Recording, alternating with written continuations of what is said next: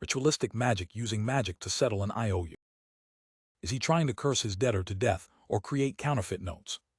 I might not have a solution to the problem, but I can finish you instead. All sorts of thoughts appeared in Klein's mind as he looked at old Neil with an odd look.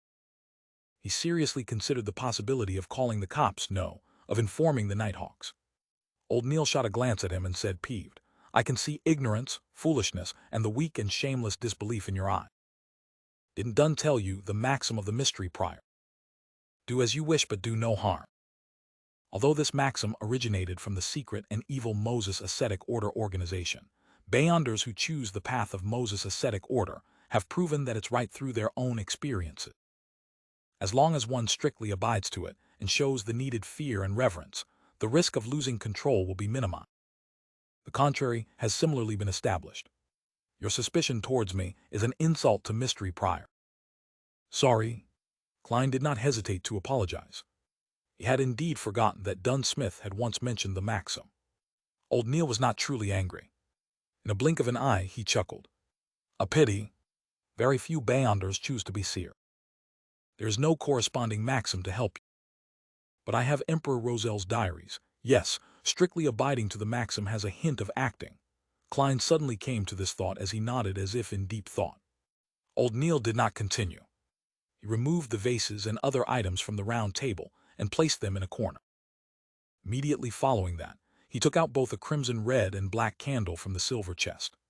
He explained, if ordinary people attempt ritualistic magic, they have to follow the results from astromancy or read corresponding manuals.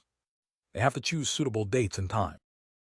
For example, the day representing the goddess, the period when she rules over the moon. But for us Beyonders, especially Beyonders good in this domain, there's no need for that. Our acute spiritual perception and potent astral projections are key. Of course, if you are not confident about the ritualistic magic you are attempting, it's best to choose a suitable date and time. It can increase the probability of success. All right. This is based on a premise. Remember carefully to abide strictly by the rules. Old Neil placed 2 candles and turned to the side and looked at Klein, saying very solemnly, low-sequence Beyonders are not strong enough. Almost all the ritualistic magic they can perform are the seeking of external powers and help. Therefore, you can only consider orthodox divinities like the goddess or the Lord of Storm. Absolutely, absolutely do not attempt to communicate with the unknown or unpredictable existences. Even if people believe in them or the promises recorded are filled with enticements. Believe me, don't take any chances. As long as you attempt once, you will go down a slippery slope into the abyss with no return. Any work or resistance will only slow it down with no way to change the trajectory. TL remember, Klein said in a deep voice. However, he felt a little afraid. My luck enhancement ritual has apparently sought power from an unknown and unpredictable existence. Furthermore, I have gained powers capable of pulling people into the fog that even a senior Beyonder like the Hanged Man finds unbelievable. Well, at least I think he is a senior Beyonder. Thankfully, I haven't gone mad or have any signs of losing control. While worrying over this, he proactively changed the subject. So, Nighthawks should seek the help of the goddess. No one will stop you if you pray to the Lord of Storm. However, we are unable to tell from our ritualistic magic whether he replies with malicious intent or not. The outcome will be distorted in unpredictable ways. Old Neil successfully made Klein give up the idea in a joking manner. There was no so-called best, only necessary. After his exhortations, Old Neil picked up a crimson red candle and said, by using candles made of moon flowers and dark red sandalwood, it will represent the goddess's identity as Lady of Crimson in the ritualistic magic. He pointed to the black candles and said, candles made of night vanilla and slumber flowers represent the night. As he spoke, he placed the black candle on the top left end of the round table, while the red candle was placed on the top right end. Why do we symbolize the goddess with only 2 candles? She is also the mistress of calm and silence, empress of disaster and horror, and mistress of calm and silence. Old Neil chuckled. That's right. This is something I wished you asked. Before their fall, the Moses Ascetic Order had a very good relationship with the Church. Their beliefs and results on ritualistic magic have heavily influenced us. They believe that all objects are numeric. Every number has a spirituality, and in ritualistic magic, 0 represents the unknown or chaos. It symbolizes the state of the universe before it was born. 1 represents a beginning, the first creator. 2 represents the world and various divinities that were produced from his body. 3 represents contact between divinities and material objects to create all things. Here, using 2 candles represents the goddess, while the 3rd candle is for you. Which 2 candles and which 2 symbols to have depend on the intended effects, the of ritualistic magic. 3 begets all things at 1/sub. All things stem from 3. Klein could not help but recall certain things from his previous life. Seeing Klein listen attentively, old Neil took a 3rd candle and said, "This is the candle representing me. It's a very ordinary candle, which only has a little bit of mint added. Take note that plants like roses, lemons, mint, moonflower, night vanilla, and slumber flower are beloved and cherished by the goddess." Viewing it from another angle, the 3 candles represent the bodies, spiritualities, and godhood of every person. After finishing the description, old Neil placed the 3rd candle in the middle of the round table. He then took out a bottle of concocted full moon essence oil, a huge cauldron engraved with the dark sacred emblem, a silver knife with gorgeous patterns, a cup of water, and a saucer of coarse salt. To Bayonders who are not good at ritualistic magic, there is a need for bells, crystal balls, silver cups, incense, or other supplementary items. However, mystery priors and seers have no need for that. These artifacts are already sufficient. Old Neil placed the fake goatskin parchment with the IOU just below the cauldron and used a special quill to hold down one corner. He turned to Klein and said, "Ritualistic magic needs a clean spiritual environment where you will not be disturbed. And that requires us to create it. The steps are to first enter cogitation. Focus your mind and with the supplementary items, draw out our strength and construct it around us. For example, Ray Bieber's house had used holy night powder, while I'll be using a ritual silver dagger. Throughout the entire process, we have to go according to the outcome we desire to confirm the symbolism and corresponding incantation. Incantations are best done in Hermes, because ancient Hermes stemmed from nature. It's akin to ancient Dragonish and ancient Elven. The effects are very direct, lacking the necessary concealment and protection. It easily causes the caster to fall into danger. This is also why it has been modified. However, it's more effective. Alright, I have to focus on the ritualistic magic. I won't explain things to you any further. Pay attention by watching and listening. Remember any problems and ask me when everything is done. Alright. Klein took 2 steps back and trained his eyes on old Neil. Old Neil's eyes rapidly darkened as invisible wind around him spun. He was silent for a moment, going from left to right, then up to down, using his psyche to cause friction and consecutively light up the 3 candles. Following that, he picked up the silver knife and stabbed it into the coarse salt. Then he chanted in Hermes, "T sanctify you, blade of pure silver. T cleanse and purify you, allowing you to serve me in this ritual. In the name of the Evernight goddess, the Lady of Crimson, you have been sanctified." After a short but powerful syllable, old Neil drew a silver knife and inserted it into a cup of clear water. Then he raised it and pointed to the space beyond the round table. He aimed the blade tip in the periphery and took a step forward, circling the round table. Every step he took made Klein feel an invisible energy spew out of the silver knife. It was filled with spirituality as it connected with the air, forming a completely sealed wall. After walking 1 round, the altar was completely isolated from its surrounding. Old Neil stood in front of the round table and put the silver knife down. He picked up the bottle of full moon essence oil and dripped 3 drops on the black, dark red, and ordinary candles. Sizzle! A thin mist emanated as everything seemed to become veiled in mystery. Old Neil put down the glass bottle and looked at the fake goatskin parchment silently for 2 minutes. Then he picked up the quill and drew a mark he controlled, a square that framed all the content, indicating that he was in control of the debt. Following that, he drew another cross, indicating that it was cancelled. Upon reaching this step, he picked up the parchment with one hand and tapped his glabella with the other to activate his spirit vision. Another invisible and exuberant energy bloomed as old Neil whispered a chant.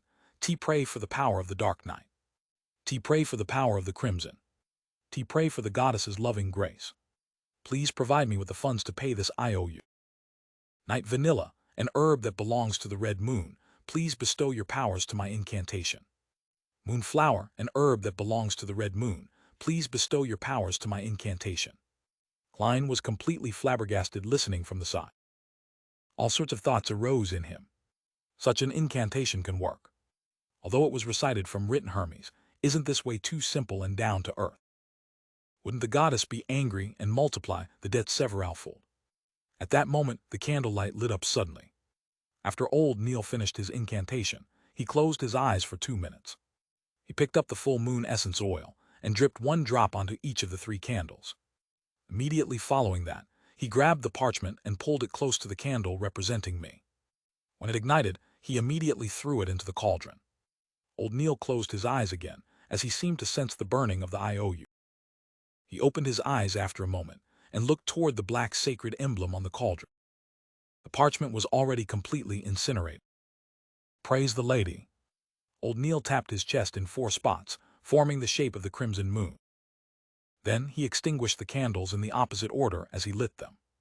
After finishing everything, he used the silver knife to rip apart the invisible wall around him. Huge wind stirred immediately as old Neil heaved a sigh of relief.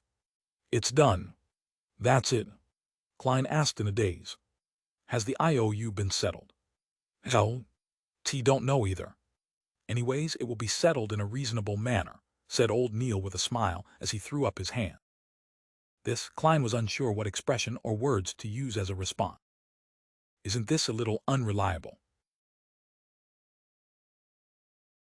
Stop thinking about the bloody IOU.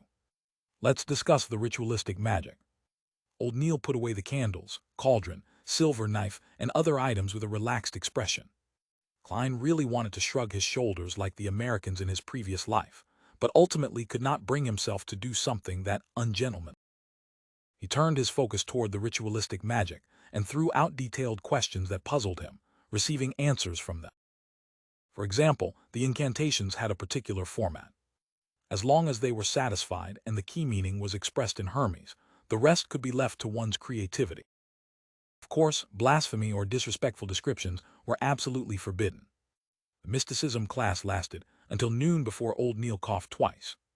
We have to return to Zoudeland Street. With that said, he grumbled in an indistinct manner, to get these bloody materials, I missed my beloved breakfast. Klein looked around both amused and puzzled. Mr. Neil, do you have a chef? Or a maidservant in charge of cooking? A weekly salary of £12 could hire several servants. According to the newspapers, with board and lodging provided, hiring an ordinary chef cost anywhere between 12 to 15 soldi a week. It did not even need £1. A maidservant to do miscellaneous chores was even cheaper. Their weekly salaries ranged between 3 soldi 6 pence to 6 soldi. Of course, one could not bear any hope of them having any culinary skill. Oh, that's not right. With Mr. Neil's debt of £30, it's only normal he doesn't hire any chefs or servants. It seems I've asked another question I should not have asked. While Klein regretted his question, old Neil shook his head without minding it. He often attempt ritualistic magic, research extraordinary items, and read corresponding documents at home, so I don't nor is it possible that I hire ordinary people as chefs, butlers, or maidservants. I only hire someone to clean up the place regularly. And if they are not ordinary people, do you think they will be willing to do such jobs? He seemed to have asked a silly question. It's possibly because I will not do anything that involves mysticism at home, explained Klein in a self-deprecating manner. Old Neil had long stood up, wore his round felt hat, and while walking out the door rambled on. He seemed to smell pan-fried foie gras. Once the IOU is completely settled, P'll definitely have one set. For lunch, I'll definitely eat roasted pork glazed with apple juices. No, that's not enough. I must have a sausage infused with mashed potatoes. You are making me hungry. Klein swallowed his saliva as he caught up to old Neil and headed for the nearby public carriage stop. After returning to Zoudeland Street, old Neil suddenly grunted after stepping down the carriage. What do I see? Goddess, what am I seeing? He was suddenly as nimble as a 17 or 18-year-old lad. He quickly came to the roadside and picked up an item. Klein leaned close out of curiosity and looked carefully. He realized it was a wallet with fine workmanship. With his lack of experience, he could barely tell if the dark brown wallet was made of buffalo skin or sheepskin, but he noticed a small light blue logo embroidered on the side of the wallet, a white dove spreading its wings as if ready to take off. That was Klein's first impression. The second thing he noticed was the stack of paper notes in the bulging wallet.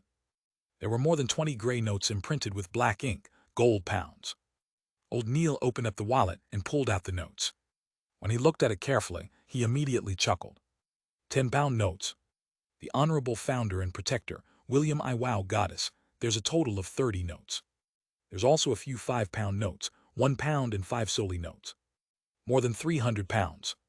That's a huge amount of money in every meaning of the word. I might not even earn that much in 10 years. Klein's breathing turned heavy involuntarily. As the amount of gold pounds was immense, picking up such a wallet was equivalent to picking up a briefcase of banknotes in his previous life. Wonder which gentleman dropped it. He can't be someone ordinary, analyzed Klein calmly. Such a wallet was clearly not a woman. There's no need to care who he is, said old Neil with a chuckle. TT's not like we attempted to divine and take money that doesn't belong to us. We should wait here for a moment. I believe the gentleman will soon be back searching for it. It's not something that can be given up no matter who it is. Klein heaved a sigh of relief. He had a brand new understanding of old Neil's moral. He was rather worried that he would have used the goddess's bestowment as an excuse and paid off his debt. He was still wondering how to prevent it and persuade him otherwise. Is this do as you wish but do no harm? Klein suddenly learned something new. The duo did not wait more than a minute by the streets when a luxurious four-wheeled carriage zoomed over. Its side had a light blue logo with a dove spreading its wing.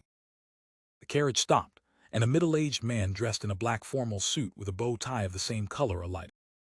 He looked at the wallet, took off his hat and said politely, "Sirs, that should be my master's wallet. Your logo is proof of everything, but I need to make additional verification. This is to be responsible for all parties. Might I ask how much money is there in the wallet?" replied old Neil politely. The middle-aged man was taken aback as he said in a self-deprecating manner almost immediately, "As a butler, I do not know how much money master had in his wallet. Sorry. Please permit me to ask." "As you wish." Old Neil gestured for him to do as he pleased. The middle-aged man walked to the carriage's side and through the window, conversed with the person within. He approached Klein and old Neil again and smiled. "More than 300 pounds, but less than 350 pounds. My master does not remember the exact number. Does not remember, that's really some filthy rich guy. If I had that much money on me, I would definitely be counting it again and again." Klein was filled with envy. Old Neil nodded and handed the wallet back. "With the goddess as proof, this belongs to you." The middle-aged man took the wallet over and did an estimate before pulling out 3 10-pound notes. "My master is Sir Deweyville. He wishes to commend your morals. This is what an honest person should receive. Please do not reject it. Sir Deweyville, the one who established the Deweyville Trust. Sir Deweyville, who provided cheap rental apartments to the working class." Klein immediately remembered the name. He was a knight that his brother respected, but did not believe was grounded in reality. "Thank you, Sir Deweyville. He is a kind and generous gentleman." Old Neil did not stand on ceremony as he received the 3 notes. After watching Sir Deweyville's carriage depart, he turned to look at Klein when he saw that there was no one around. He flicked the notes and chuckled. 30 pounds. The IOU is settled.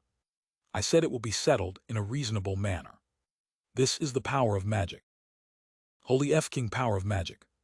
That actually works." Klein was once again flabbergasted. A few minutes later, he entered the building's stairwell, and while heading to the security company, he asked puzzledly, "Mr. Neil, why didn't you ask for more money?" "Do not be greedy. One must take care not to be greedy when doing ritualistic magic. Temperance is a critical trait needed by every mystery prior if they wish to live long," explained old Neil happily.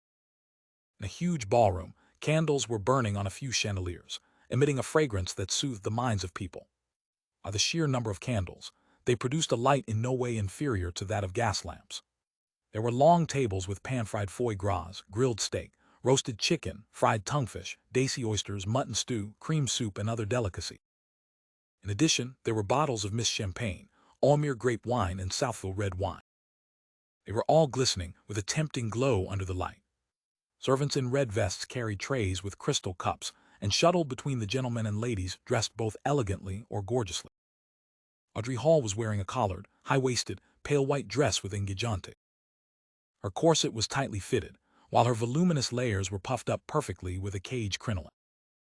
Her long blonde hair was coiled up in an elegant bun, and the earrings, necklace, and rings she wore sparkled brightly. At her feet were a pair of white dancing shoes that were stitched with roses and diamonds. How many petticoats am I even wearing? 5, 6. Wearing white silk gloves, Audrey caressed her crinoline gently with her right hand. Her left hand was holding a glass of clear champagne.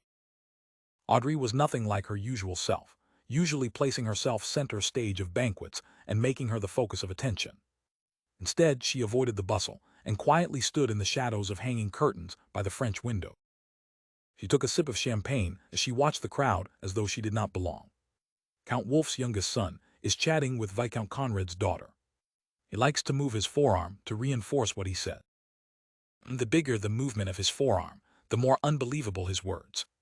That is something gleaned from experience. He can't stop trying to elevate himself by putting other people down. However, he can't help but feel guilty. It can be seen by the way he talks and his body language. Duchess Della has repeatedly covered her mouth while laughing with her left hand today. Oh, I see. She's showing off her pure ocean blue sapphire. Her husband, Duke Negan, is discussing the current situation with a few conservative nobles. Since the banquet began, he has searched for Duchess Della once. They almost never make eye contact. Maybe they aren't as in love as they pretend to be. Baron Larry has made Madame Parnes laugh 7 times. That's very normal, nothing strange about it, but why does she look at her husband with guilty eyes? Oh, they have gone their separate ways. That's not right. The directions they are headed leads to the garden. In the extravagant banquet, Audrey saw many details she never noticed in the past. There was an instant where she nearly believed that she was watching an opera. Everyone is a good opera actor. She sighed silently as her eyes remained limpid. At that moment, she suddenly sensed something and turned her head. She cast her gaze onto a dark corner in the large balcony outside. In the shadows was a huge golden retriever sitting there silently. She was looking inside at Audrey, while half her body was hidden in the darkness. Susie, the corners of Audrey's mouth twitched as her expression instantly changed. She could no longer maintain her state as a spectator. An ancient 3-masted sailboat was navigating through a tumultuous storm in the sea. It was not fast, and its displacement was lacking. With the weather and the sea looking like a cataclysmic scene, the sailboat was like a withered leaf separated from its tree. However, regardless of how the typhoons rampaged or how terrifying the waves were, it continued sailing peacefully without any signs of tilting. Alger Wilson stood on the empty deck as he looked at the massive waves that resembled mountains. His thoughts were a mystery. It's going to be Monday again, he muttered silently to himself. It was the day belonging to Mother Earth, the beginning of a series of waxing and waning. However, it meant something different to Alger. It belonged to a mysterious existence, forever enveloped in grayish-white fog. At least I haven't been reduced to a madman. He stopped looking around as he gave a self-deprecating chuckle. At this moment, one of the only few sailors he had leaned over and asked reverently, "Your Grace, where are we setting course for this time?" Alger surveyed his surroundings and said in calm voice, "Pursue the listener from the Aurora order." The storm subsided as mist emanated. On a strange sailboat with cannons on board, an 8- or 9-year-old boy with soft yellow hair was looking at pirates around him in fear. They were disorderly, some enjoyed barrels of beer, some swung around with ropes, others mocked each other, and some even fought with their fists. He turned to look at a black-robed man standing in the shadow. He suppressed his voice and asked, "Father, where are we going?" 5 days ago was his first time seeing his father, a father who proclaimed to be an adventurer. If not for the oil painting his late mother left him that confirmed his father's identity, and the fact that the orphanage had opened its doors to him, he was absolutely unwilling to leave his hometown and follow his only kin, who was also nearly a stranger. The man in the shadows lowered his head and looked at his son. With an amiable expression he answered, "Jack, I'm bringing you to a holy place, a holy residence where the Creator once lived. 'Tis that the kingdom of God. We mortals can only enter by winning his grace." Jack had been well educated by his mother and knew this much. He was both surprised and fearful about the matter. Standing in the shadows, the man had an unforgettable jawline as though he was a sculpture chiseled by the best artisan. He placed his hand to his ear and made a listening pose. He replied in a tone that sounded like sleep-talking, "Jack, mortals are a wrong concept. The Creator created this world, and He is everywhere. He exists in every living being. Therefore, all beings have godhood. Once the godhood attains a particular level, they can become an angel. The 7 fake gods at present are only powerful angels. Look, I can now hear the teachings of the Creator. Ah, how extraordinary is this revelation! Life is only a tour of the Spirit. When the Spirit is sufficiently potent and resilient, we can find our godhood and fuse with even more godhoods. Jack could not understand the complicated description. He shook his head and asked another question he previously did not have the chance to. Father, I heard from Mother that after the Creator created this world, He split into all beings and does not exist in actuality. Then why does His holy residence exist? As a 7 to 8-year-old child, he was logical. The man with the chiseled face was taken aback. He turned his head away as though he was listening to more murmuring. Suddenly he slumped down, knees on the deck. His exposed skin protruded black shards. He clenched his head with both hands as his expression warped, and he shouted in extreme pain, "They are lying." After lunch, having had old Neil promise him that he would bring him to the underground market the next time he went, Klein slowly returned to the Blackthorn Security Company. He chose the 2 options of reading the documents in the staff office and practicing his abilities, or take the opportunity to go out and act as a seer in the divination club before Captain Dunn stopped. However, before he could make the decision, he saw Dunn Smith walk in. He was dressed in the usual black windbreaker and half-top hat. "Captain, any updates?" Klein thought of the whereabouts of the Antigonus family's notebook as he asked with concern. Without showing any signs of fatigue in his gray eyes, Dunn said, "The facts have corroborated that the Antigonus family's notebook is in Ray Bieber's hand. However, he has vanished completely. T have already informed the various Nighthawk teams of this matter through a telegram. They were requested to pay attention to the various piers and steam locomotive stations. The first batch of printed portraits was mailed out yesterday afternoon and will be printed in various major newspapers. How nice it would be if there were phones, fax machines, surveillance cameras, and big data. What a pity. I know how to use all of them and even understand a little of the logic behind it." Klein exhaled silently. "But regardless, we can consider ourselves as having found the note. And this is all thanks to you. Of course, it still needs another round of confirmation. I have already sent a telegram to the Backland Diocese, requesting them to escort sealed artifact 20 for 9 here.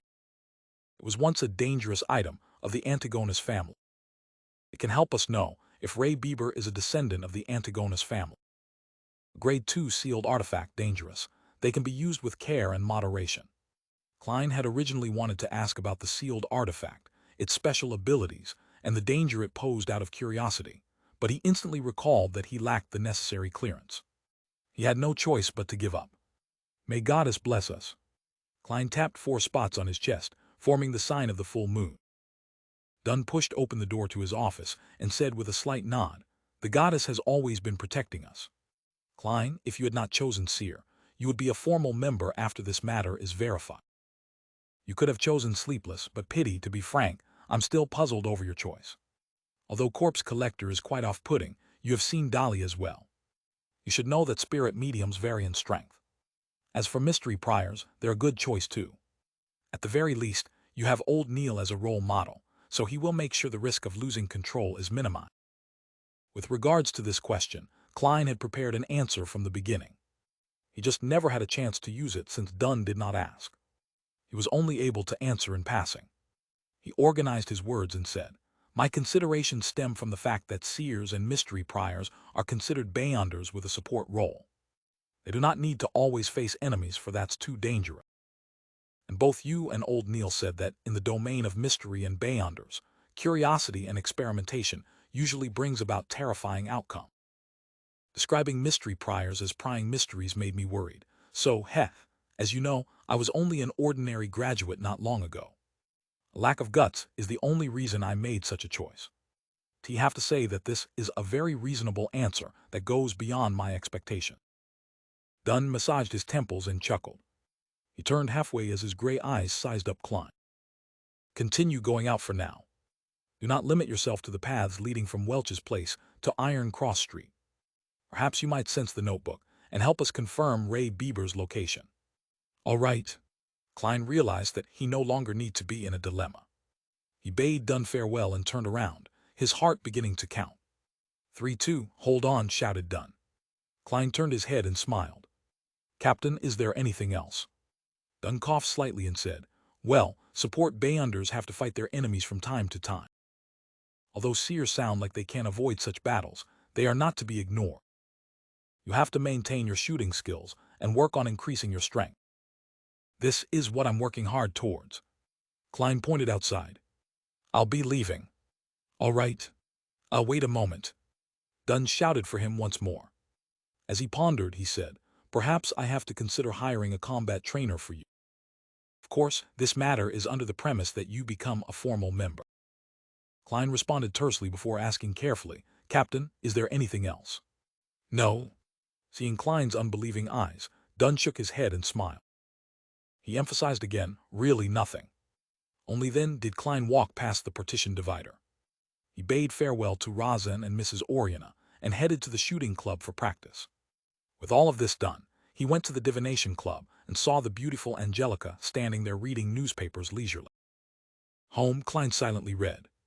With the cane in hand, he walked over and greeted with a smile, Good afternoon, Madam Angelica. Good afternoon, Mr. Morty. In no rush, Angelica put down her magazine. She stood up and said, Not long after you left yesterday, Mr. Glacis came. He just recovered from a major illness. Klein heaved a sigh of relief as he smiled. That sure is something worth celebrating. Upon hearing this, Angelica, who was secretly observing him, lowered her voice and asked out of curiosity, Mr. Glacis said that you are a very, very, very magical doctor. Are you? What? Klein looked at the lady in front of him, suspecting if he was hearing things. What made him think I'm a doctor? Even I do not know. Requester, upon seeing Klein's odd expression, Angelica immediately felt her beliefs waver. T.S. That's so. Mr. Glacis mentioned that you were able to tell of an ailment in his lungs simply from observation. Her voice softened until she finally shut up. Observation. A dark glabella. Klein was instantly enlightened as he shook his head with a chortle. I believe Mr. Glacis was mistaken. He was planning on being perfunctory, but after recalling that no one sought his divination services the entire afternoon yesterday, his mind whirled. It affected his goal of acting as a seer, so he explained, it's actually a form of divination. Divination.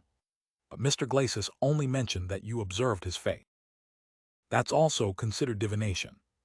Asked Angelica in shock and doubt. Klein smiled composed.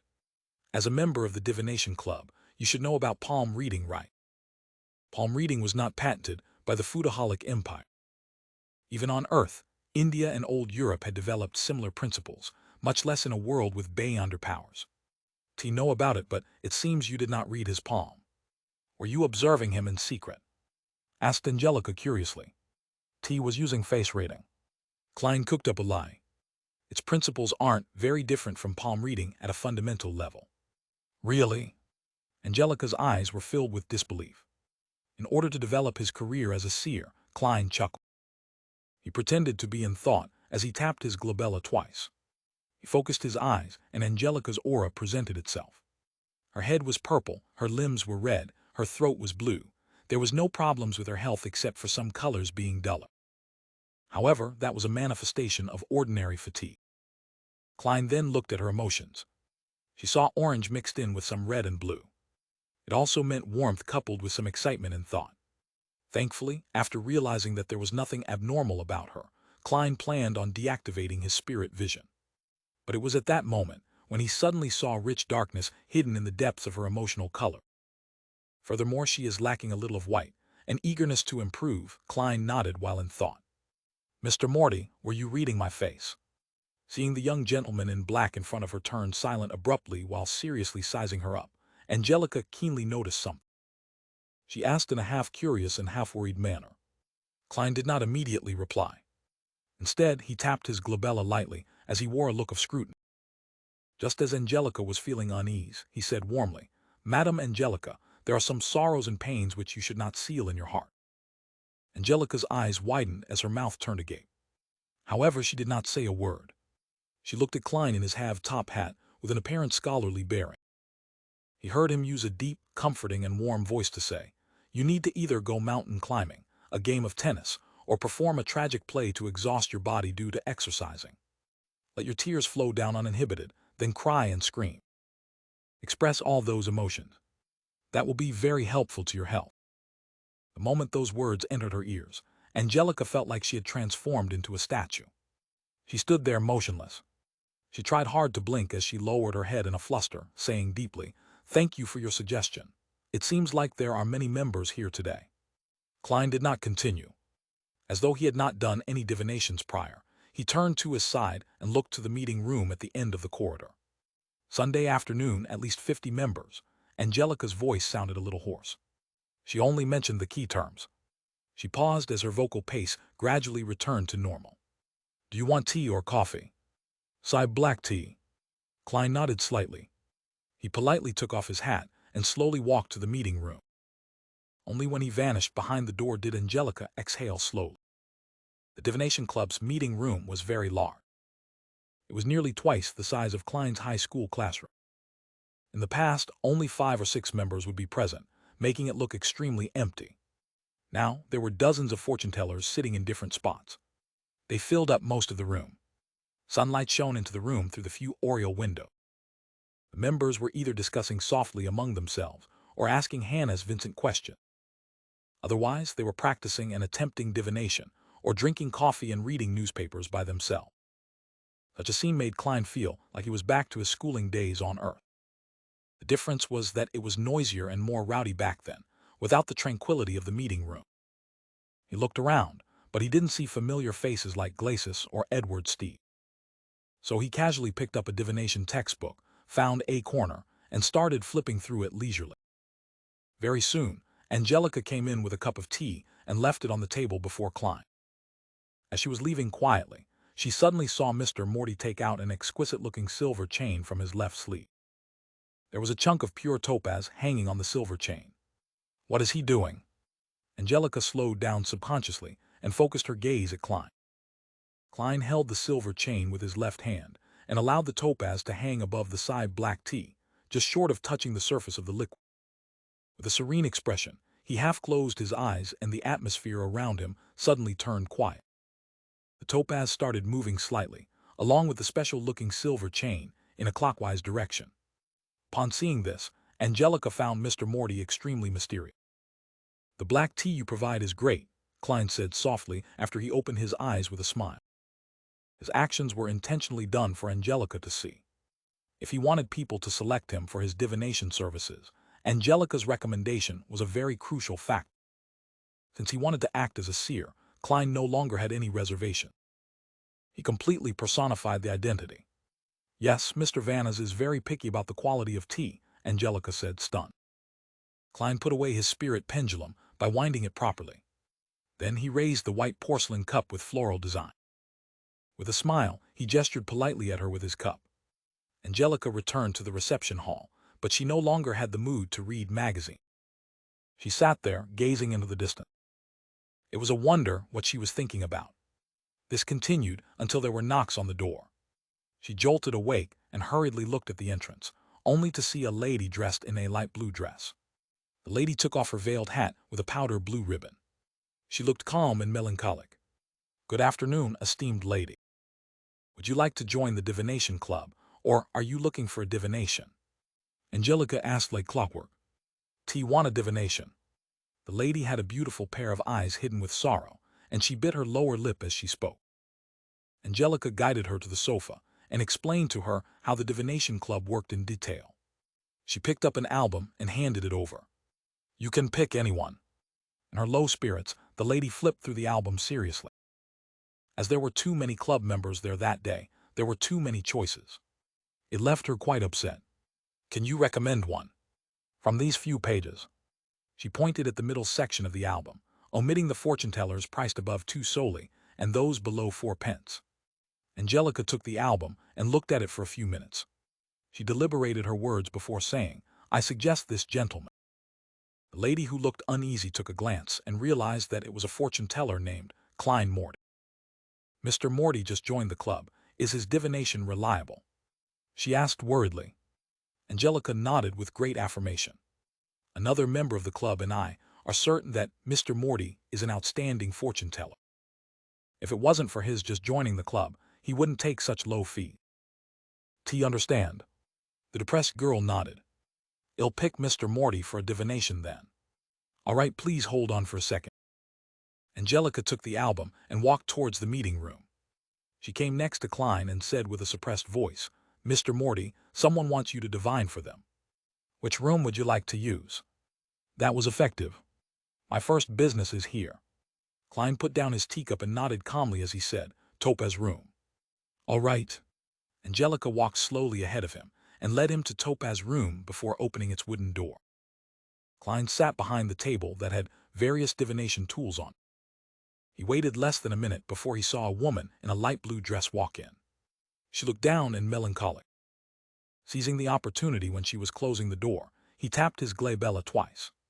The yellow color in her stomach seems a little dull. The dark color of her emotions is very heavy, mainly worry and anxiety. Klein looked her over carefully and leaned backwards. He then lifted his hand to cut off his spiritual vision. Good day, Mr. Morty. The woman in the light blue dress sat down. Good afternoon, how may I address you?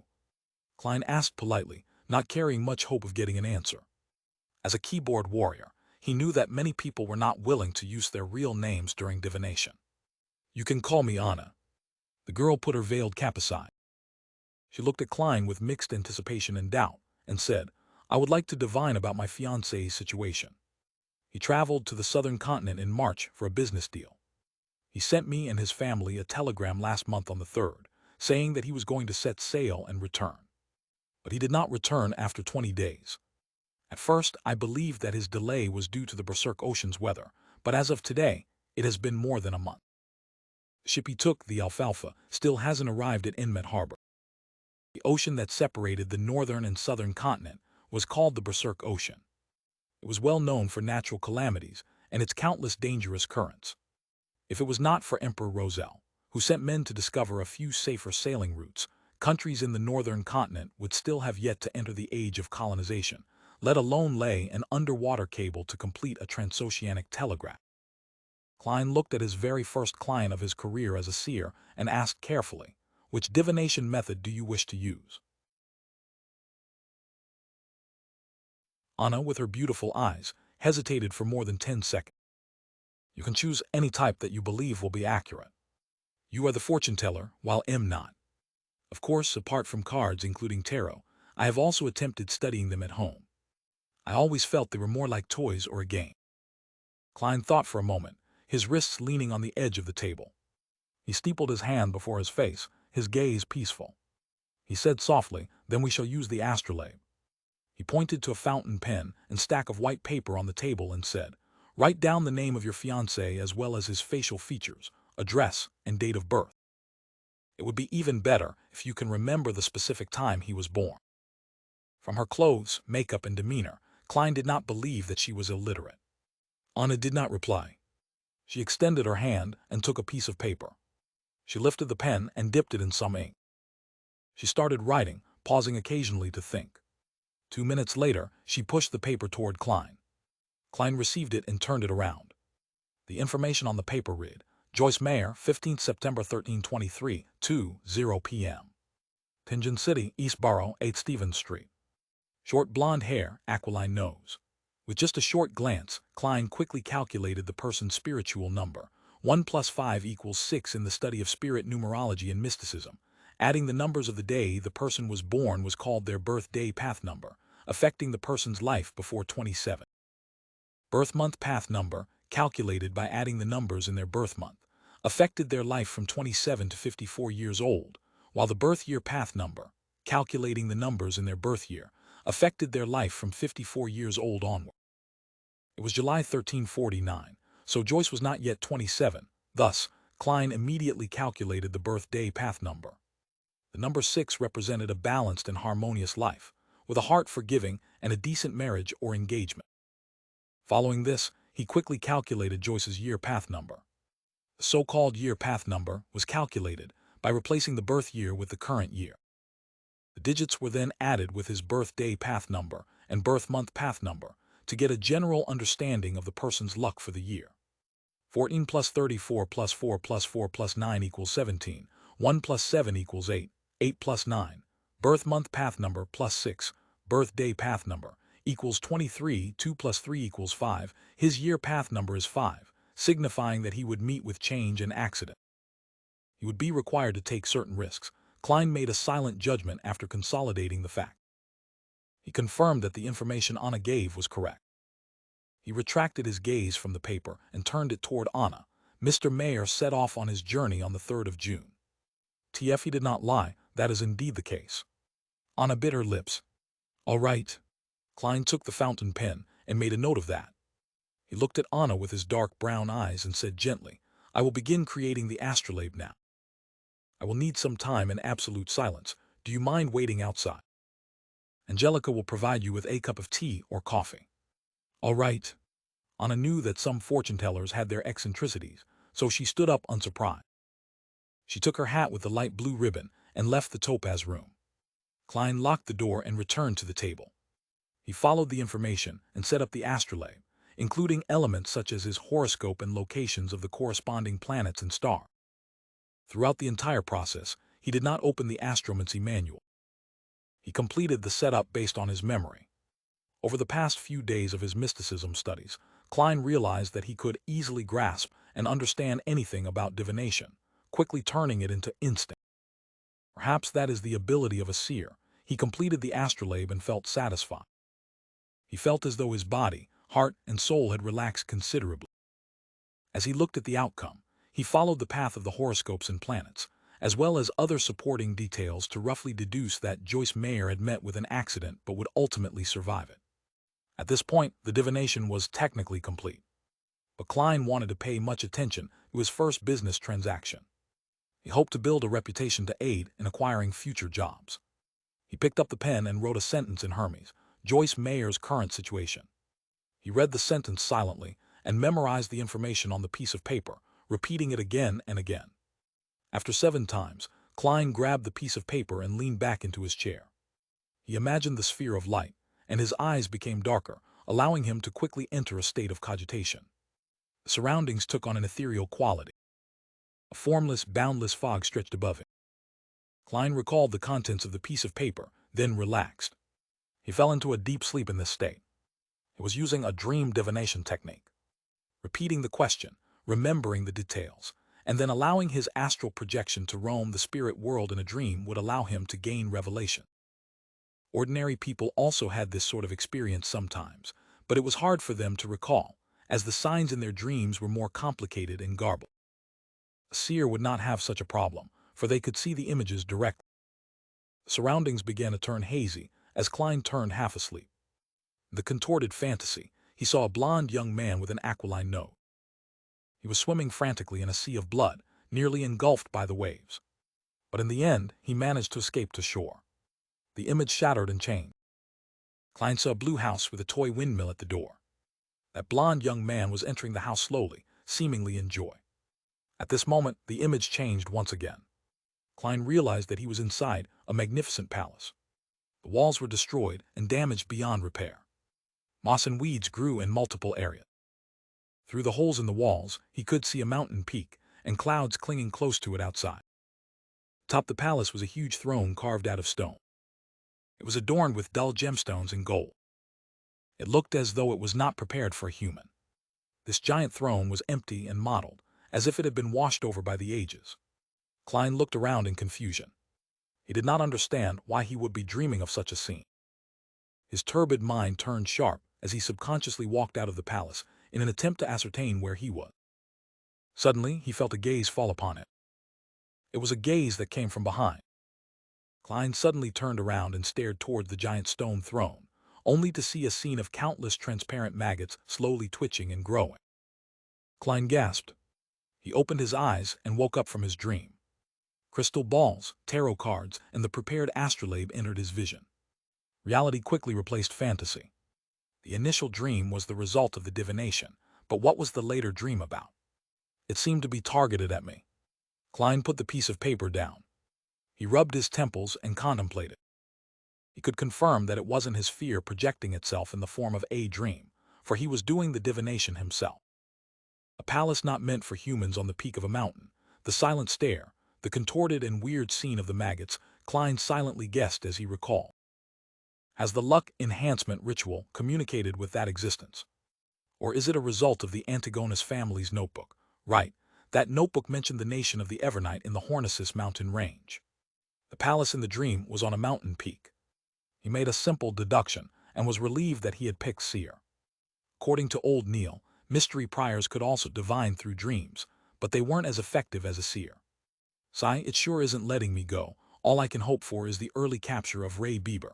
Klein collected himself and picked up the piece of paper with the diagram of the astrolabe. He slowly walked towards the door. He opened the door and headed to the reception area. He saw Anna looking out the window, completely ignoring her cup of black tea.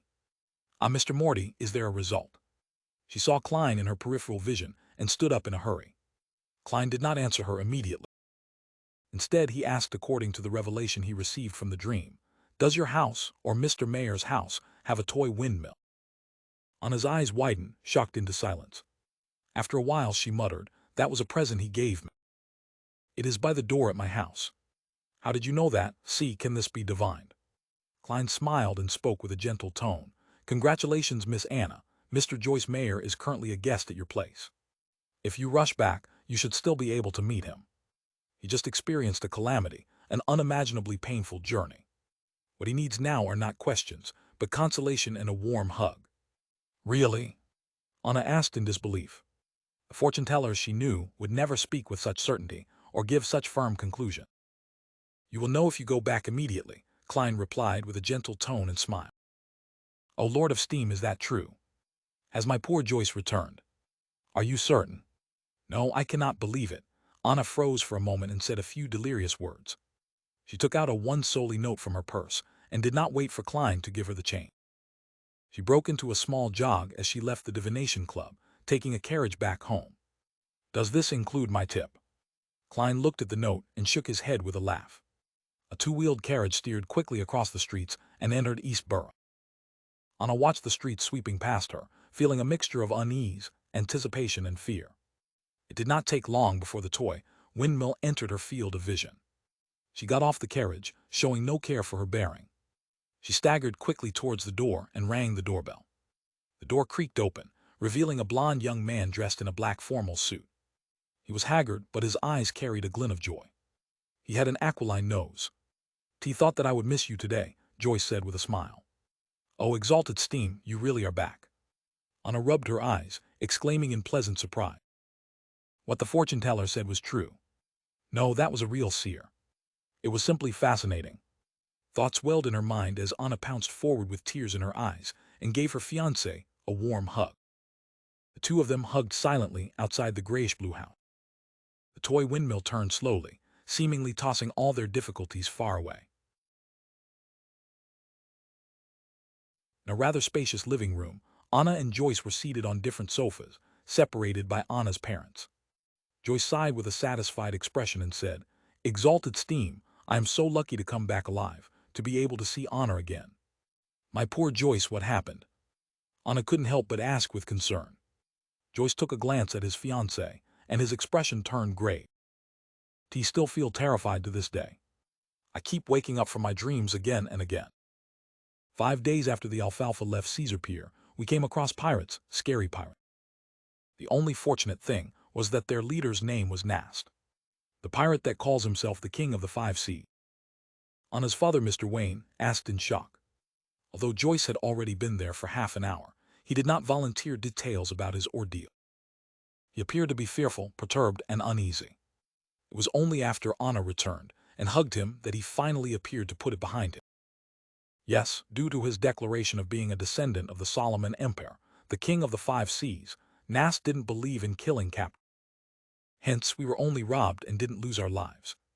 His subordinates even left us sufficient food, Joyce said as he recalled the ordeal. His body started to quiver, but he continued to describe his deepest and scariest nightmare. T didn't lose much of my wealth. I believed that my misfortune was over, but as we continued towards our destination, a heated conflict erupted among the Alfalfa's passengers and crew. From disagreement to fighting, to drawing revolvers and raising swords to kill each other, I saw nothing but blood during that period. One after another, people beside me fell with eyes opened, never to be closed. Their limbs, hearts, and intestines were scattered across the floor. Those of us who were unwilling to turn into savage beasts, the rational group, had nowhere to hide and nowhere to escape. We were surrounded by deep blue waves in the boundless ocean. Some wailed, some begged for mercy, some sold their bodies, but their heads were hung from the mast either way. Anna, I reeled in despair back then. I thought I would never see you again. Fortunately, in such a nightmare, there was still a hero. The captain took us to hide in the sturdy keel of the ship, and we relied on the stored water and food there until the maniacs reached their limits. Mr. Triss encouraged us, courageously leading us in an assault against those murderers. After an unforgettable bloody battle, we survived. The Alfalfa strayed off course, and only a third of the original sailors remained.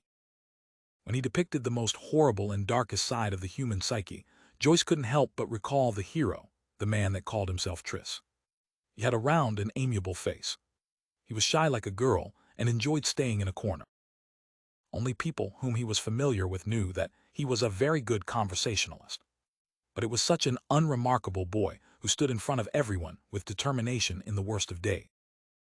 Oh, exalted steam, my poor Joyce, you went through such a heartbreaking ordeal. Thank God, praise be to God, he prevented us from eternal separation. Tears welled up in Anna's eyes as she constantly dotted 3 points to form a triangle, the sacred emblem for steam and machinery. Joyce revealed a faint pale smile.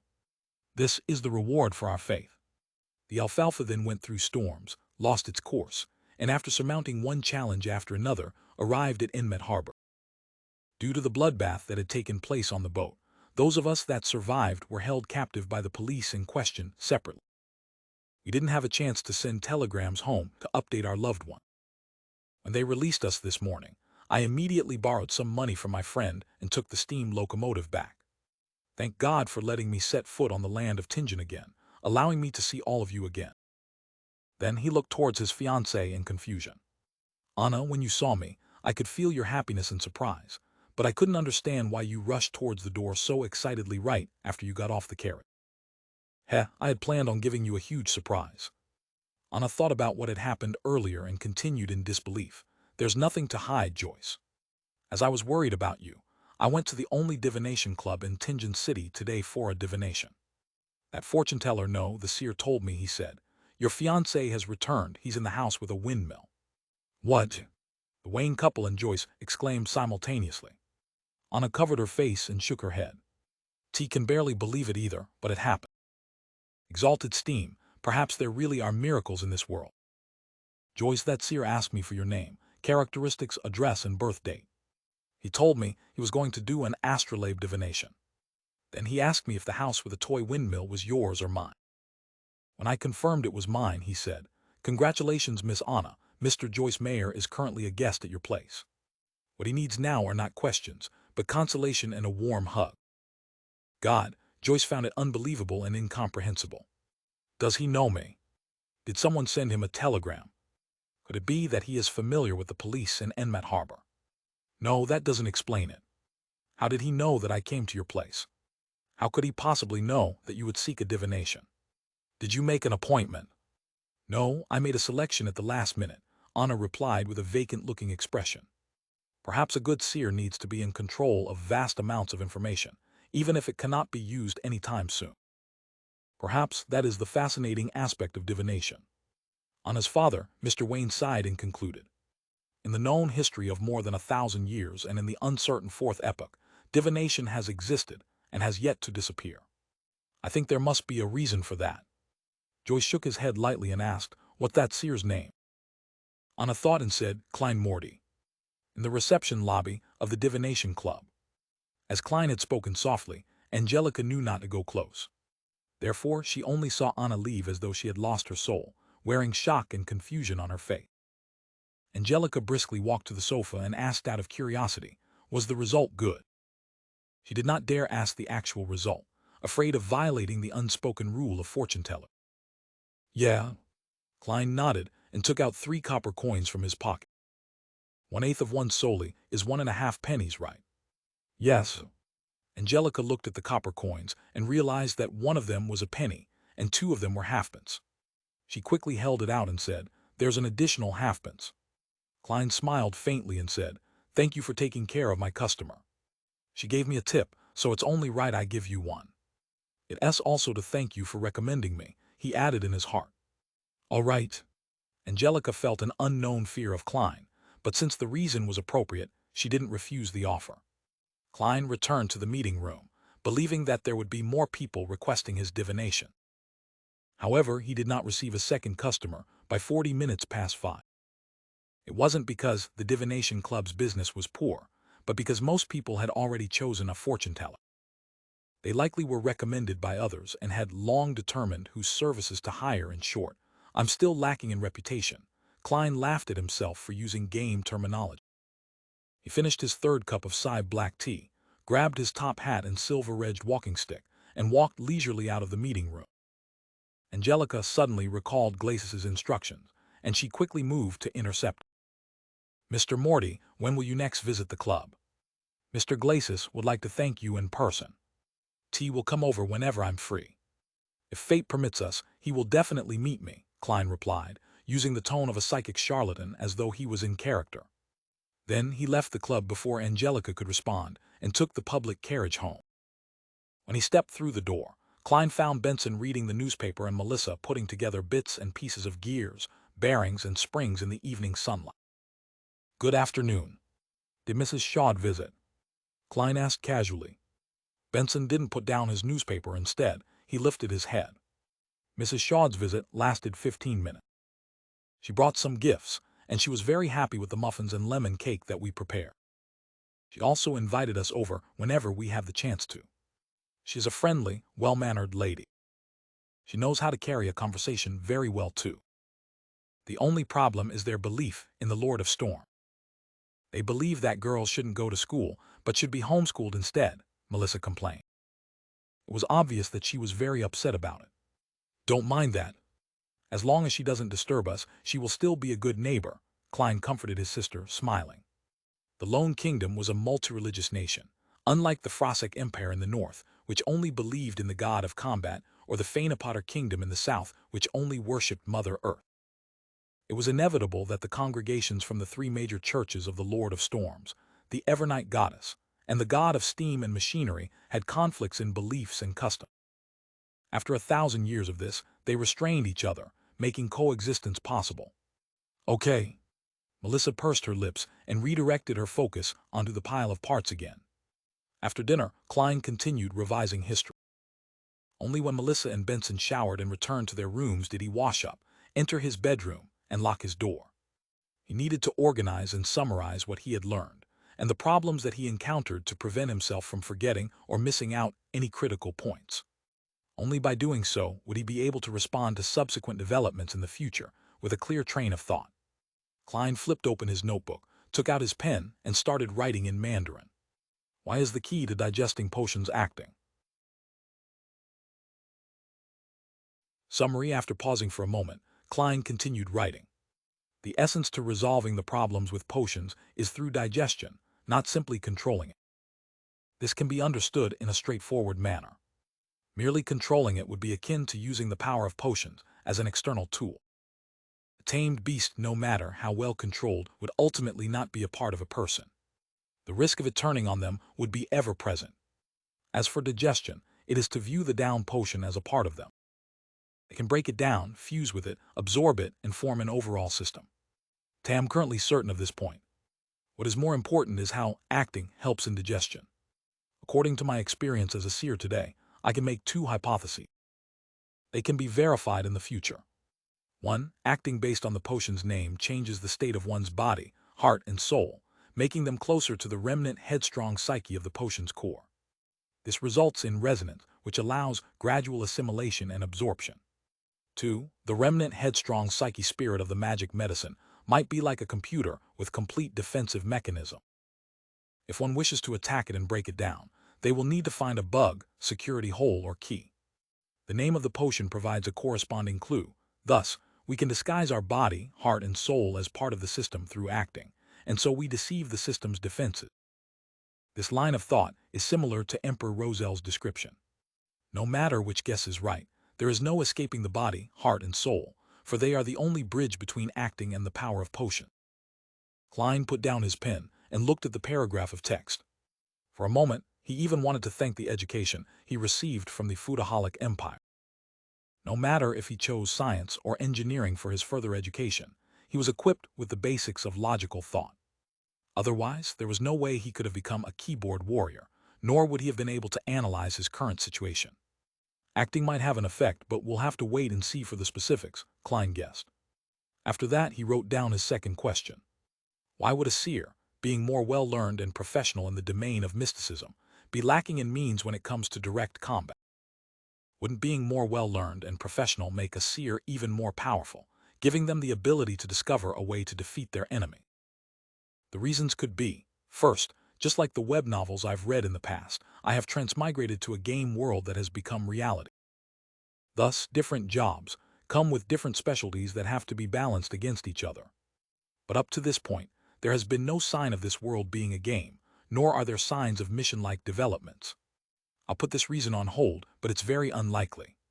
Second, the fundamental law of this world is balance. The Creator made this world with the core idea of balance. Third, potions at the same sequence level would have the same level of power. It is the most optimal state based on what our forefathers found out in Samurai. Exceeding this level of power would make it easier for one to collapse and lose control. Below this level of power would make it such that one would not obtain the desired Beyonder powers. Thus, under the situation of a balanced power level, being stronger in one area would naturally mean that one is weaker in another area. Fourth, everything in this world originated from the same source. They were formed by the remnants of the Creator. Thus, everything in this world is technically fragments of the Creator, and the fact that they have to complement each other would mean that there are inherent shortcomings to an individual. I'm leaning towards the third and fourth reasons, but the latter stems from an unconfirmed myth and can only serve as a guide. Thus, I shall use the third reason as a guide and try to ascertain it using my current knowledge and future study. At this point, Klein had already written 2 full pages but did not stop. Instead, he penned a new question. From what I learned today, my luck enhancement ritual is categorized as a classic ritualistic magic. Similar kinds of ritualistic magic can be split into 3 parts, the first being a sacrifice that sparks the interest of a corresponding existence. The second is comprised of incantations, specifically describing the existence in question. The third is using simple formatting and symbols to convey what one is asking for. Using this as a benchmark to analyze the luck enhancement ritual, there's an obvious problem. There is no third part. TT has the sacrifice aspect in the placement of staple foods and walking a square in a counterclockwise manner with 4 steps. There is also a clear indication who the incantation is for, such as the phrase, "Blessings stem from the immortal Lord of heaven and earth." But all I did after was close my eyes and wait. There was nothing in the ritual that described the goal of enhancing my luck. In other words, the corresponding existence has no way of knowing what the so-called luck enhancement ritual is asking for, and can only do as they see fit, do as they see fit. What a troll. Isn't that darn quintessential divination and arcane arts of the Qin and Han dynasty too much of a troll? T must have had rocks in my head back then for trying. Klein stopped writing and took 2 deep breaths, trying hard to calm himself down. He spat out a foul breath and continued writing. I can consider redesigning the ritual, making it more complete. The motive of the ritual shall be to return to Earth, back to the world with my parents and friends. Then here comes the question, was the entity truly acting on a whim? Or is there a deeper meaning to it? Also, is the entity that the descriptive incantations point towards in this world the same one from Earth? If so, the difference in results between the first and second ritual could be explained as the entity doing as it wishes. But the results of me appearing above the gray fog during the second and third time, while being able to connect to justice, and the hanged man has basically no differences. Why would that be so? The 4th ritual tomorrow afternoon shows me the same stable results. That would mean that the effects are consistent. That would mean that the unknown entity has an agenda I do not know about. If that is the case, adding new descriptions and requests would not get me a clear response. In fact, it might complicate the ritual and result in adverse effects. with the difference between the first ritual and the subsequent rituals, under the premise that the entity I called upon is the same one, mean that the results would be different depending on the world I'm in. It is like I am using a different interface. Then how can I design it to obtain my desired outcome? I think that the entities behind the first and subsequent rituals are different. Some of the questions can be perfectly answered. But similarly, the stability of the results in the second and third rituals would mean that the entity I am praying to has a certain agenda, and there is no way I can change that for the time being. The most important question is the identity of the entity that the ritual is direct. Where is he, and why doesn't he give me any clues or guidance? Could he be deep in the world of fog? Can I treat him as an entity in slumber, an entity that would give fixed responses if I give him a certain stimulus, but would not interfere with what I do other than that? Then I can introduce a different ritual as a stimulus and conclude whether the feedback I receive is regular. That way, I can find the correct method of returning. But the problem lies in the possibility that he is not asleep. In that case, such tests might result in terrifying outcome. It might be really dangerous. The first attempt must be conducted with extreme caution. The design must not anger the being. What a headache. I need more knowledge. Klein sighed and gave a summary. Finally, he wrote down other miscellaneous items. There are always formless voices resonating in my ears, shouting Hornicis and was it saying Phrygia or Phagria? Hornicis is the mountain range dividing the Lone Kingdom and the Intis Republic. Its main peak is 6,000 meters above sea level. According to the records in the Antigonus family's diary, there existed a nation of the Evernite in the fourth epoch. Is the nation of the Evernite related to the Evernite goddess? Is there any connection between the two? Are they allies or enemies? Was the Antigonus family obliterated by the church of the Evernite goddess due to nation of the Evernite? Did I hear murmurings coming from the diary, from the howls of the Antigonus family over 1 or 2,000 years? What then does Phrygia mean? An interesting question. Be able to leave behind such a diary, to leave behind sealed artifact 2049 implies that the Antigonus family had possession of a relatively powerful Beyonder power. If that is so, which sequence did they possess? Was it complete or not complete? My realization that the diary is in the hands of Ray Bieber was a bit of a coincidence, but without any indication of it being arranged, could my fate really be tied up with that diary's? His ideas were penned on the pieces of paper. Klein tried his best to write down the events he had experienced and his guesses about their meaning. He wrote a total of 4 pages on both sides of each page. Rip. Klein suddenly tore off the 4 pages and read them from top to bottom, sometimes marking certain sections with his pen, adding a few sentences at other times. Time flew quickly. The crimson moon was temporarily covered by dark clouds. Klein picked up the pocket watch on the table, snapped it open, and looked at the time. He put down the watch and took out a box of matches from his drawer. He lit one and brought it close to the 4 pages of notes. The orange flame ignited the edges of the paper and quickly spread. Klein placed the notes on top of the wooden dustbin and watched the ashes drop. He then released his fingers, allowing the papers to fall. In just 10 seconds, everything had disappeared. All that was left was the still swirling ash and the charred bottom of the dustbin.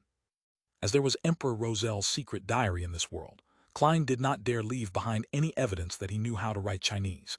If old Neil and the rest discovered the 4 pieces of paper he wrote, he would have no idea how to explain the matter. And while writing the confidential questions, Klein was worried that the one paying attention to his dreams would be able to see and decipher the contents no matter which language he used, be it Lone, Ancient Fasak, or Hermi. Therefore, he could only write notes in Chinese to organize and summarize. After he was done with the task, he burned the notes to leave no traces. And precisely because there was no way of saving, he set up a plan for himself. He would do this summary once a week, just in case he forgot anything. As he watched the ashes fall, Klein pulled out a white piece of paper.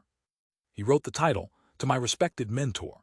He wanted to write to Senior Associate Professor Quentin Cohen, asking if he had any relevant historical information about the main peak of the Hornicis mountain range. The next day, a Monday morning, Klein, who had the day off, didn't leave home. Instead, he gave Melissa his letter directed to Mentor Cohen Quentin and more than enough money to buy stamps. He entrusted her with the job of mailing the letter at the post office near the Tianjin Technical School, where she studied. After breakfast, he slept in to make up for the lack of sleep caused by the previous night's work. He only woke up because of his stomach's grumblings close to noon. He heated up some leftovers from the night before and ate them with a loaf of rye bread. Klein grabbed a newspaper and entered the bathroom on the second floor. Whenever he did that, he couldn't help but sigh at the lack of a cell phone. After about 7 or 8 minutes, he left the toilet refreshed and washed his hands. He then returned to his bedroom and locked his door. Klein drew the curtains, lit up the gas lamp, and cogitated for half an hour. After practicing his spiritual vision, spirit dowsing, and dowsing rod for half an hour, he spent another hour mentally reviewing the mysticism knowledge he had gained recently. After doing that, he ripped up the old newspaper and crumpled them into a few balls. He wrote on them moonflower candle, full moon essence oil, and other names of materials. He followed the prescribed steps of ritualistic magic in his head in order to master every little detail. Until he was entirely familiar with it, he didn't intend to try ritualistic magic because it was both a waste of materials and also easily attracted danger. He repeated again and again until he picked up his silver pocket watch patterned with vine leaves and took a glance. He realized that it was 2:45. He considered for a few seconds and brought the scraps of old newspapers to the kitchen on the first floor to burn them. While doing so, he made sure he was in an optimal state of mind as he prepared for the tarot gathering. Locking his bedroom door once again, Klein didn't wait for the clock to strike 3. He planned to enter the area above the gray fog ahead of time. He wanted to seize the chance to explore the place thoroughly. As Klein stood in an empty spot in his room and started walking counterclockwise, he suddenly worried that Justice and the Hanged Man had yet to enter a suitable environment. He thought of a particular matter. Would they be disturbed or discovered? He had previously mentioned to allow Justice and the Hanged Man to apply for leave ahead of time if they needed to be absent from the gathering for some reason, such as being unable to find time alone or unexpected circumstances. It would have been an almost unsolvable problem for Klein in the past. There was no way he could build an entire server-based internet by hand in a different world, right? Any technology beyond the telegram could expose him. But now he had suddenly found inspiration from ritualistic magic. Ritualistic magic borrows the powers of others by seeking the help of different existences.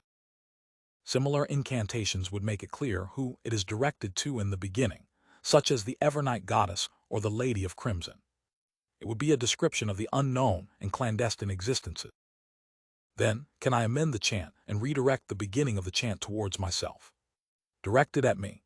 This way, even if Justice and the Hanged Man conduct the ritual in different locations, I would receive their messages.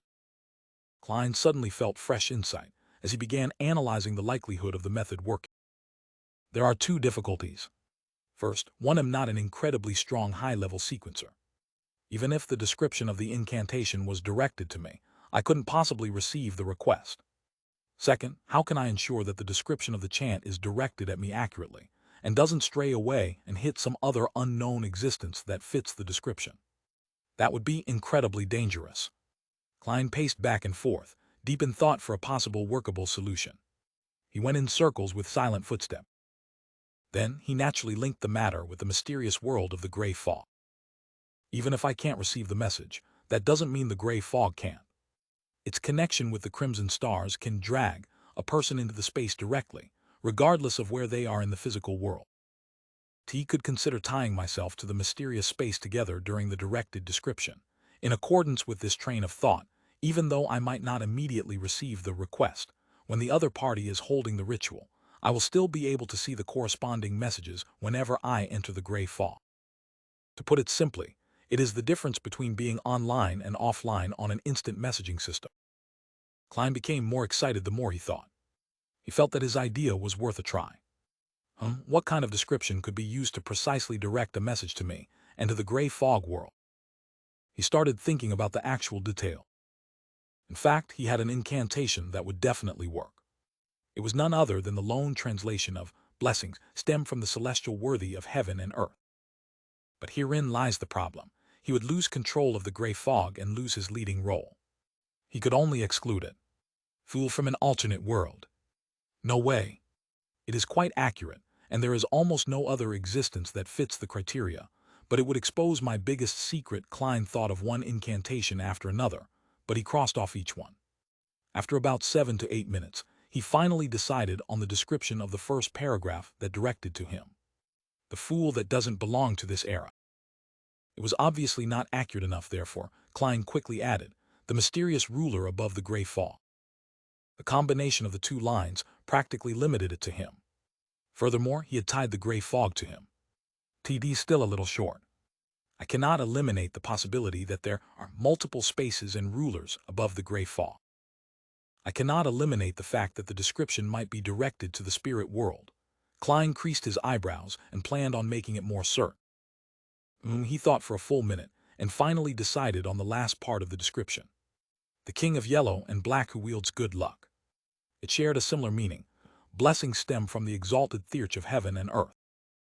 If the incantation purely depended on that part of the description, it might end up being directed away and provoking unknown dangerous existences. But with the first two lines as a limitation, and his experience of arriving above the fog through a similar incantation, he believed that the target's description could result in a perfect lock-on. Klein wasn't sure if casting the ritualistic magic with those three descriptions would be effective, but he was definite that it would not attract the attention of another existence. It wouldn't throw Justice and the Hanged Man into danger. Klein heaved out a long sigh and recited the incantation that he had decided upon. The fool that doesn't belong to this era, you are the mysterious ruler above the gray fog. You are the king of yellow and black who wields good luck. He nodded his head slightly and took out his pocket watch to confirm the time. TT's already 2:58. Without further thought, Klein put away his pocket and entered cogitation. Soon he chanted and took 4 steps counterclockwise to form a square. The most ferocious noises and heart-stirring roars were heard once again. He felt the headache that was even harder to deal with than the pain of consuming the seer potion. The pain was not a sharp pain that tore through his head. It was a throbbing pain that made him manic and irrational. It was a pain that left him in chaotic confusion.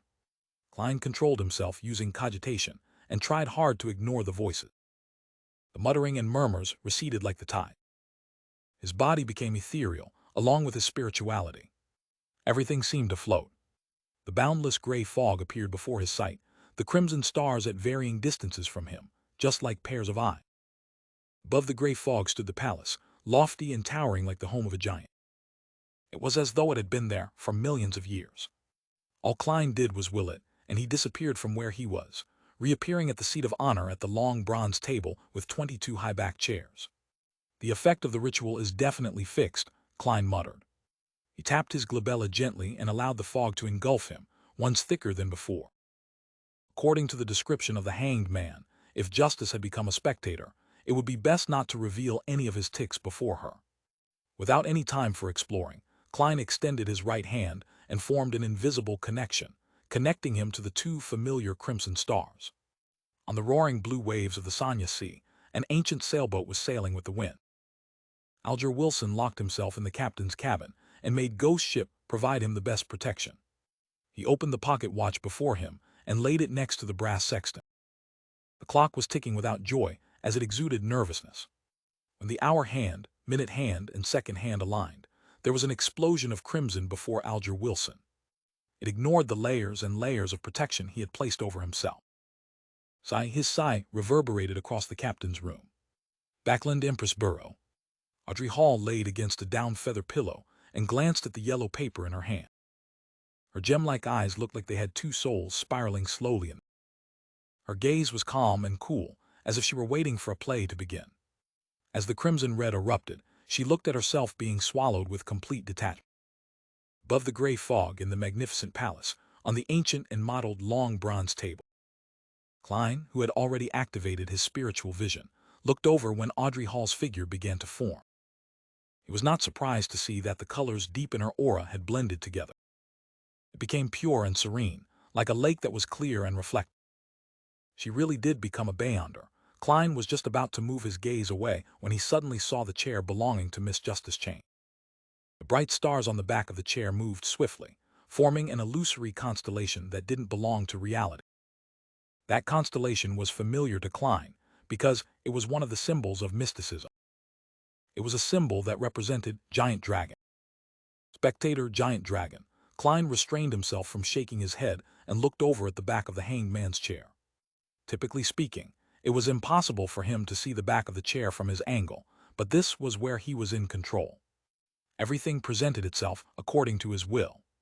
The constellation on the back of the chair had not changed, but since Klein had grasped the basics of mysticism, he wasn't as ignorant as before. He could recognize that it was the symbol of windstorm.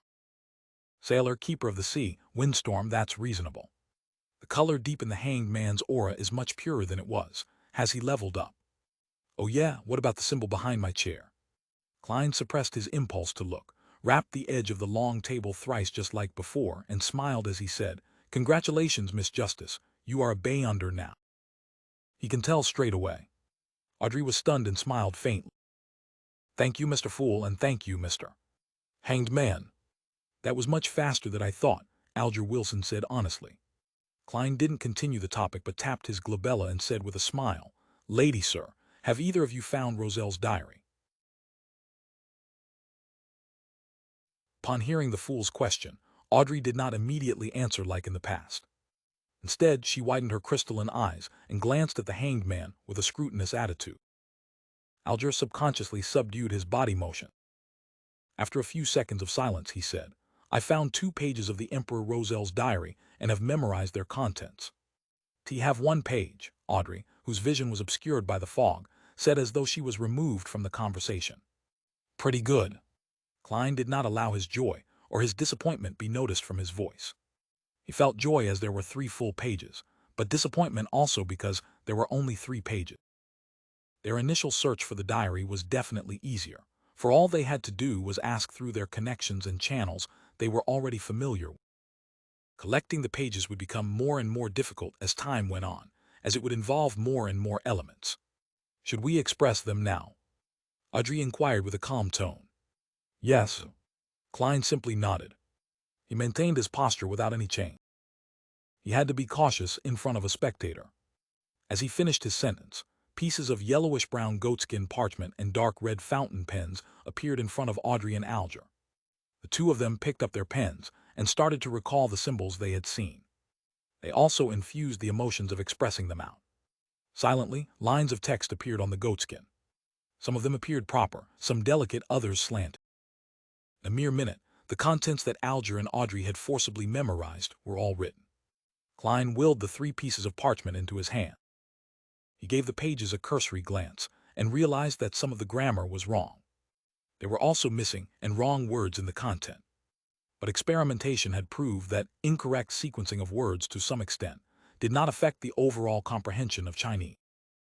Klein was also not afraid of missing words, since he often read web novels filled with censored asterisks. 8th April. I stood at the bow of Black King and stretched my arms, saying to Grimm and Edwards, "My fortune is yours for the taking, but you'll have to find it first." I left everything I own at the ends of the fog sea. They did not understand my humor at all, and even asked if I really had other treasures. How boring. You can't be my 4 horsemen of the apocalypse if you keep it that. April 11th. I discovered a nameless island that was not on a safe sea route. There are a good number of extraordinary animals there. No, I prefer calling them extraordinary beings. It feels more impressive that way. Other than that, there are several weird creatures on the island. I believe that if Darwin had been transmigrated there, there is no way he could have written his theory of evolution. April 15th. Grimm has suddenly become a little odd. Has he been infected by something? When did the Emperor Roselle, who was born in the Intis Kingdom, set off on a voyage? The Fog Sea should be the sea west of the Intis Republic. Yay, I need to use historical information from the library to cross-reference this. Klein quickly finished reading a page, casting his gaze to the back of the piece of paper. At this point, he no longer hid the fact that he could decipher Emperor Roselle's secret symbols, since this ability fitted the persona and status of the fool. Audrey and Alger did not speak. They waited silently, as if unsurprised by such a revelation. In fact, they even believed that it was only right. October 2nd. They actually wanted me to marry Matilda from the Abel family, without even consulting me first. Heavens, I have not even met her. No, I must decline. Even if I were to run away from home and survive on my own and suffer the vicissitudes of life, I must fight against this marriage. October 5th. Miss Matilda is really pretty. October 6th. Her personality and her demeanor is just my type. I am starting to look forward to the marriage. Hey, Emperor, where is your integrity? Klein leaned back into his seat, not allowing his emotions to pass through the fog. He realized that Gustav did not write in his diary every day early on. Most of the time, he would only write in the diary when there were certain events that he needed to lampoon, record, or to vent his emotions. He shifted his gaze downward. Klein looked at the last sentence of this page. October 9th. They actually called me the son of the steam. I like that very much. Klein was a little disappointed that the information in the first 2 pages was of little value. But he did not turn sullen. He moved the 3rd page to the top. This page had content written on both sides of the paper. May 21st. The Church of the God of Craftsmanship gave me 2 choices, 2 beginning sequence pathway. One of them is the Savant. It is a complete sequence pathway they possess. The other is Mystery Prior, which they obtained from the Moses ascetic order, but it lacks the higher sequences.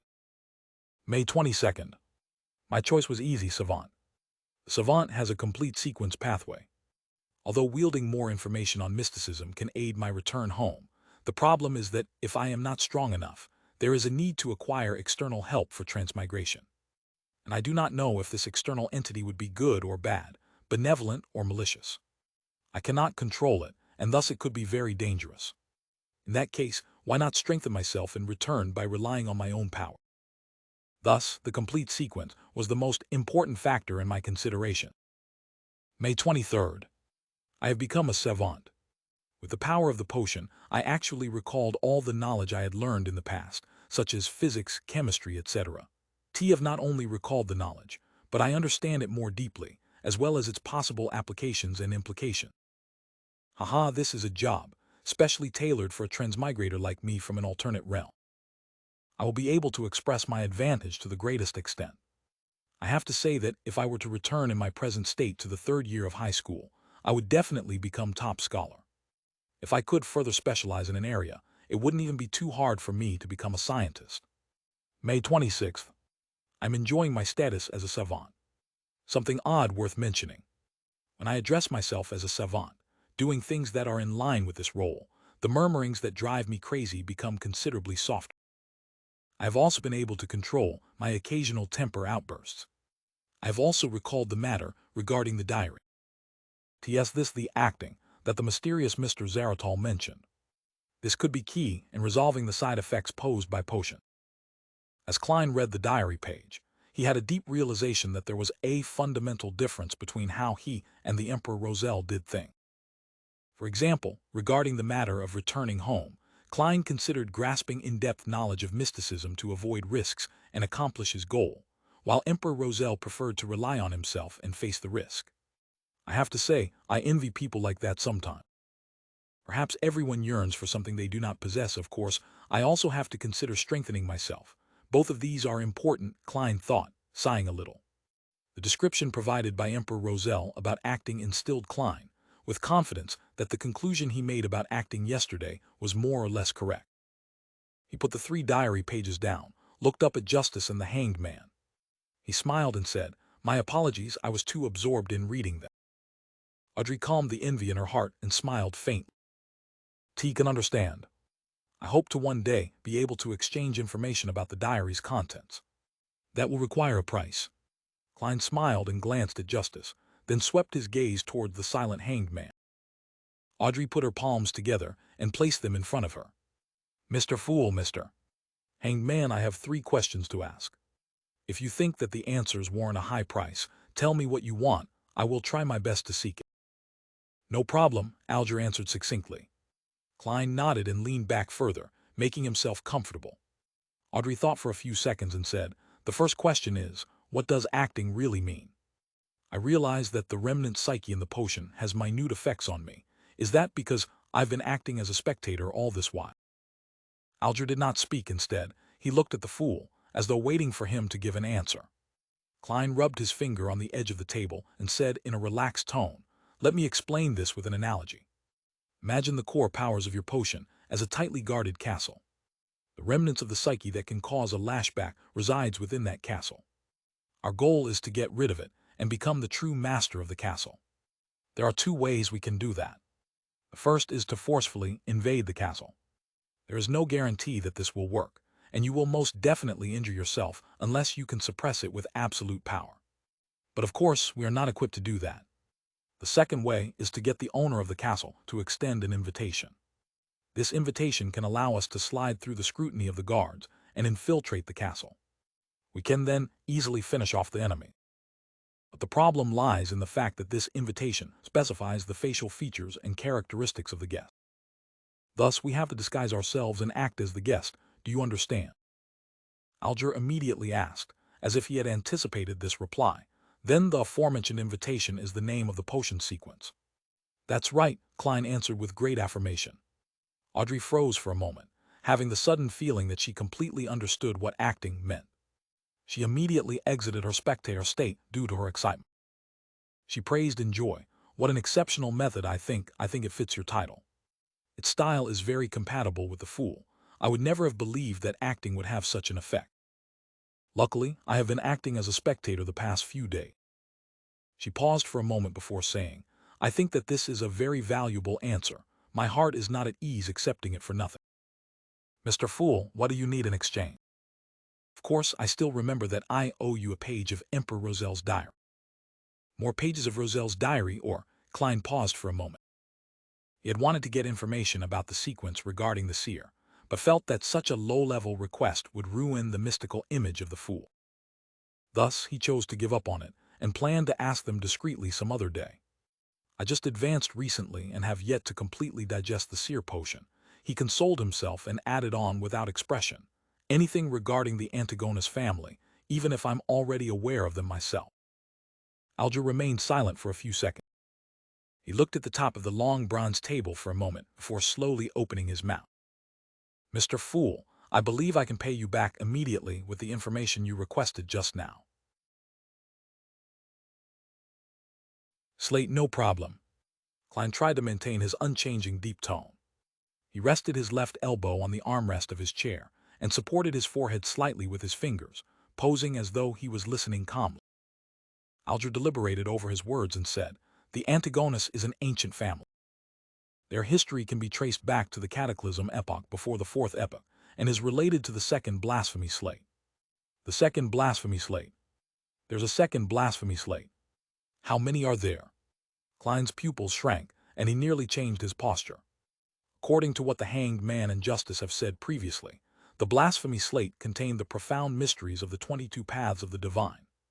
There are 2 of such important items, or even more. 22 paths of the divine, sequences and pathways. Could these 2 nouns mean the same thing? Every complete sequence pathway leads straight to the throne of the divine. At that instant, the description of the Second Blasphemy Slate gave Klein numerous thoughts. He believed that if not for the thick grayish-white fog concealing him, his emotional reaction would probably have been discovered by Miss Spectator. As for the words Cataclysm epoch, he was no stranger to that term as a historian. It was the name of the third epoch. After his recent revision, Klein even knew that the third epoch was separated into 2 eras, the Glorious Era and the Cataclysm Era. A second Blasphemy Slate. Audrey plainly revealed her ignorance on the matter. Before she calmed her emotions, she returned to her spectator state. "Nice question." Klein secretly cheered for Miss Justice. It was a question inconvenient for him to ask as the Fool. Alger stole a glance at the Fool and noticed that his posture remained the same, nor did he make a sound. Hence he thought and answered, "The first Blasphemy Slate appeared in the Dark Epoch, which is the second epoch where we humans struggled to survive under the protection of God. The second Blasphemy Slate appeared at the end of the third epoch. It could even be said that its appearance symbolized the end of the Cataclysm epoch. The content of the 2 Blasphemy Slates is kept secret by the 7 major churches. I only know bits and pieces of it. I only know that they involve the pathways to godhood, but I am not sure of the differences between them." Was the Blasphemy Slate that Emperor Roselle saw the first or the second? Audrey asked curiously. Upon hearing that, Klein recalled what Alger said about the potion names during the first gathering. He said that the names of the sequence potions were derived from the Blasphemy Slate.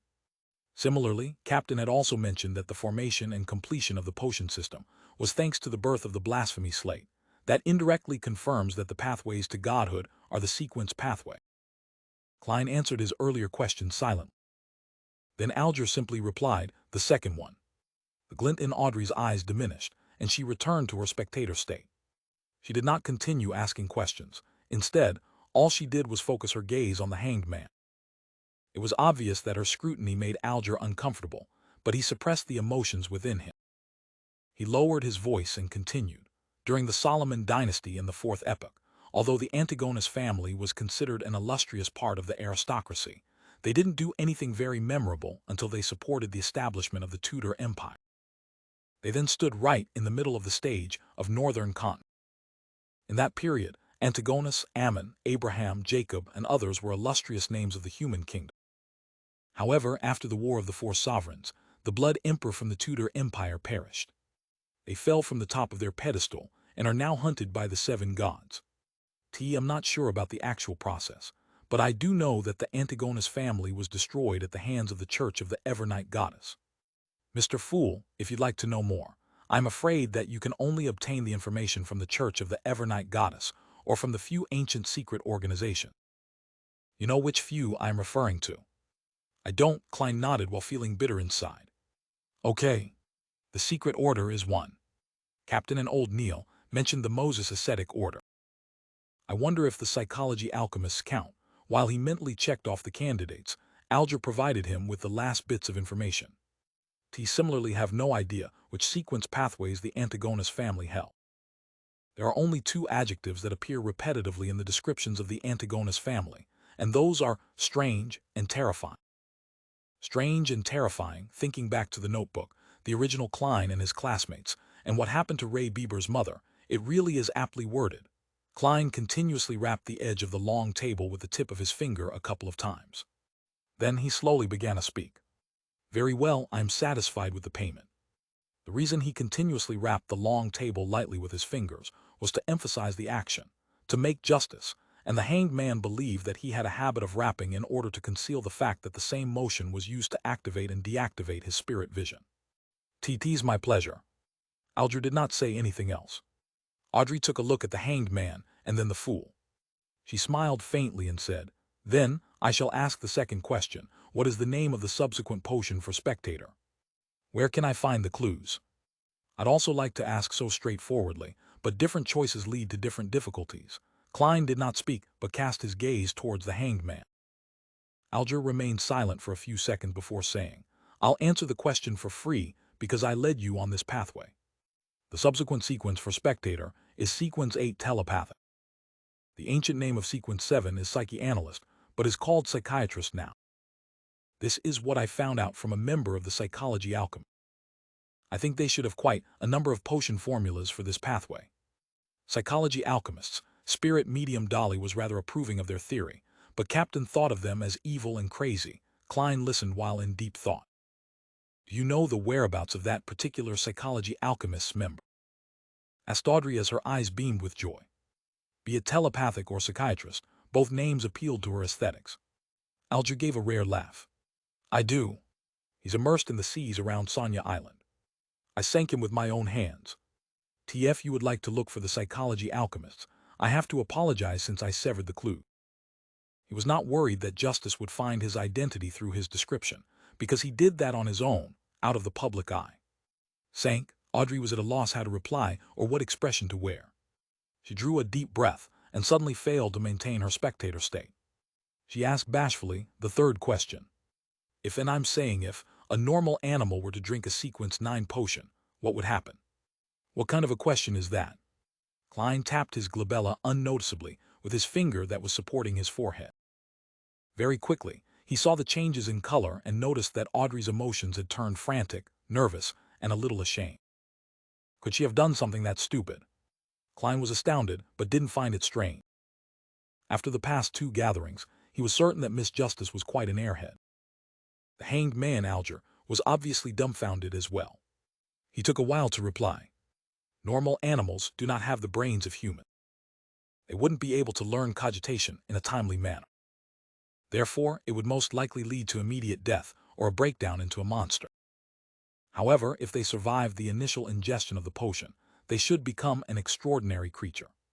If the potion has the ability to enhance their intelligence, they can even become smarter. All right.